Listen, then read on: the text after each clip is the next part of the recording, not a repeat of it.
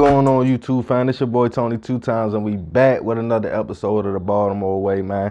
Y'all know what I need y'all to do. Be sure to like, comment, share the video if you rocking out with your boy, you feel me? I hope y'all enjoying y'all weekend out there. Y'all know I had to give y'all something to go back to work with tomorrow, so let's get right into it, man. So today we're gonna talk about the Jamaican Black Mafia. You feel me? Two brothers out of Baltimore. Let's get right into it. Public housing or projects are all across America. Some notorious.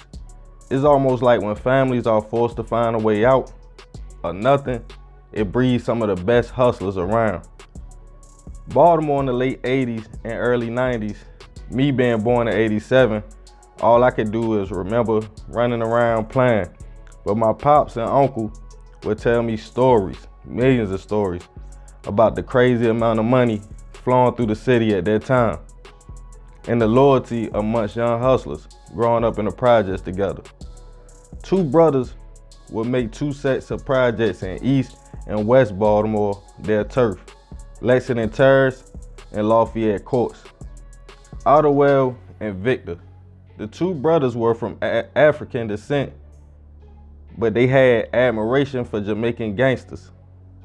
Jamaican J was a nickname given to one of the brothers. The two started hustling in the Baltimore streets, but couldn't imagine how the game would take off.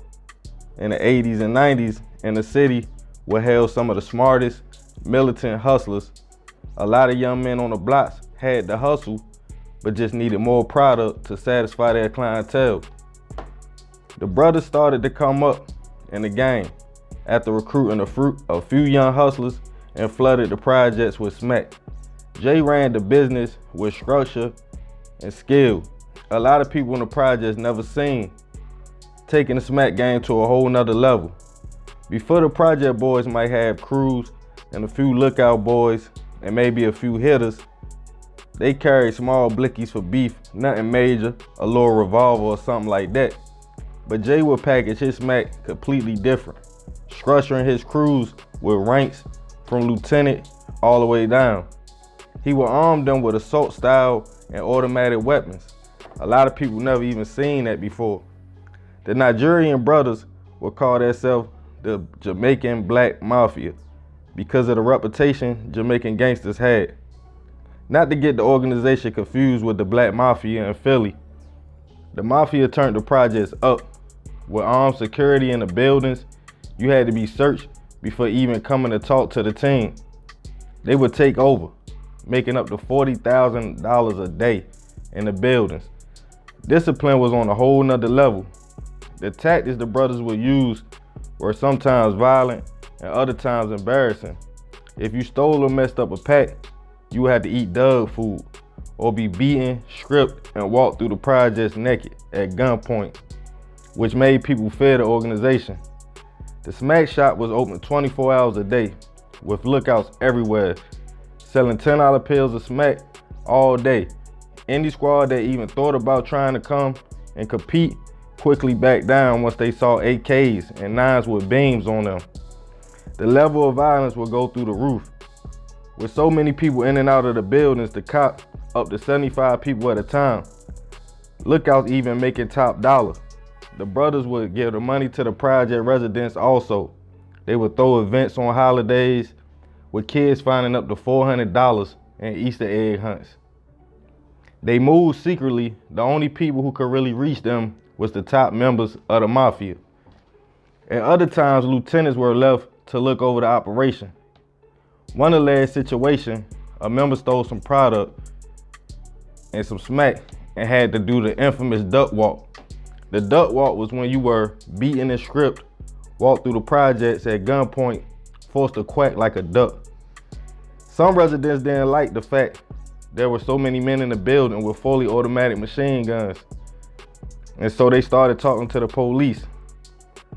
With so much traffic, they couldn't even get to their homes. Police didn't like the fact the crime rate was rising in their district and the money and structure the organization had. One incident, a man allegedly walked out the building and sprayed a pickup truck, hitting a young man. The block was hot.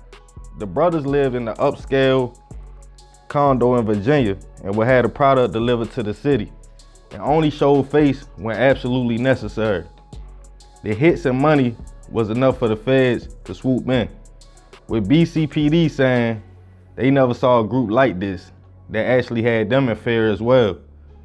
It all would come to a head when one of the brothers allegedly pulled over, got into a scuffle with an officer in which he was hit up and put in a wheelchair. With regular working people from the projects testifying and others, the feds had enough to hand down the indictment. Officers were even shot at trying to enter the projects, which made them have a hate for the team that wasn't even understandable. The squad even did more during the trial. Police painted them though as an organization that spread terror, allegedly making millions of dollars and leaving bodies behind. It was over. The team was dismantled with the feds giving out football numbers. Some sentences were crazy. Some members even got life.